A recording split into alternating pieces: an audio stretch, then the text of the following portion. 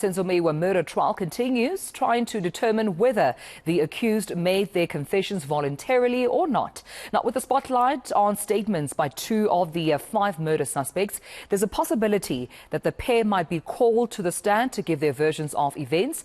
Football star Senzo Meyiwa was shot in October of 2014 at the home of his then-girlfriend, Khumalo. eNCA's Manqoba Mchunu is at the High Court in Pretoria and joins us now to give us this update. Let's, of course, go back to Manqoba and just check in with what exactly happened yesterday. And good morning to you, colleague. I mean, Constable Wendell, Jonathan back on the stand again today. Let's perhaps reflect on yesterday in terms of what he had to say, because he seems to be quite a central figure in terms of those police officers that were accused, right, of either torturing or even assaulting accused 1 and 2 into making their confessions.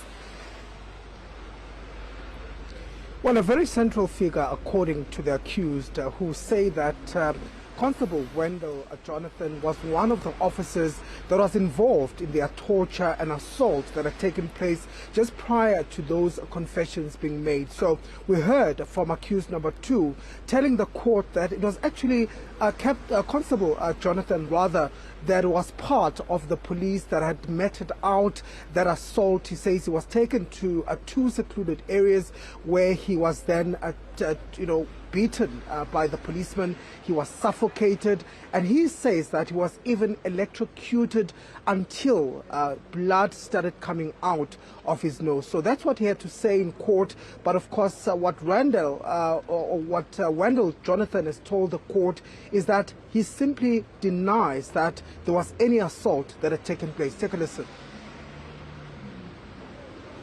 The version of the accused person is that he did not sign any document inside the office of Mrs. Cronje. I would not know, my lord. You took the accused person to Jamestown? No, my lord. At Jamestown, you went to an industrial area. According to accused number 2, you went to an industrial area where you parked the motor vehicles. Accused was assaulted again. Then he was ordered to sign the documents. And the documents that he said he signed, his blood spilled on those documents. My lord, from the magistrate's court up to Mood SAPS, I did not see any injuries on the accused up to the completion of the escort, my lord. Now, also Manqoba, accused number 1, further saying that he was tortured into admitting to Senzo Meyiwa's murder. How involved was Constable Jonathan, according to accused number 1's version? Well, Dumala, just to give you a bit of context, you recall that Constable Jonathan was one of the Metro Police officers that was involved in escorting both accused number 1 and 2 to the confessions, and for accused number 1 to a pointings out that had taken place on the 5th of June. And so he says that when he was arrested on the 30th of May, this is when the assault started. He was assaulted in Tembisa at a place known as Litabong. He was then taken to a municipal area where he was further assaulted. And he claims that Wendell Jonathan was one of those officers that was there when he was arrested, that was involved in the assault that had taken place, even saying to him that he needs to admit to what he's being accused of. And he says that this is where most of that assault and torture had taken place. He was also tubed, according to his evidence in court. And he says that on most occasions, Constable Wendell Jonathan had been part of those assaults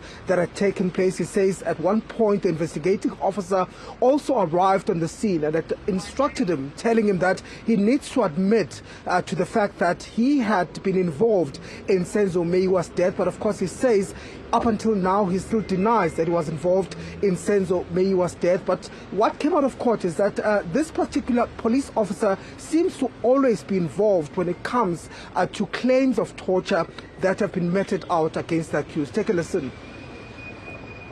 When I took the instructions from accused 1 and 2, you are always in the picture. There's no other shift. ngithatha umlayelo wami kumsolo oqala nomsolo wesithupha wena kuyabonakala ukuthi nje uhlala unjalo ubonakala la. It's you, Khadebe, Mapumul. You are always in the shift. No one is replacing you. Akekho oza azoniphumuza.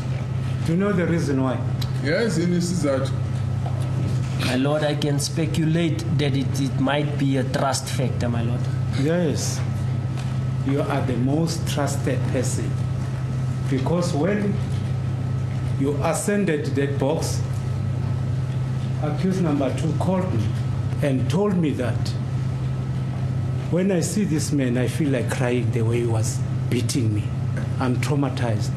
Angisahlukumezekile. What do you say about that? Thini ngalokho?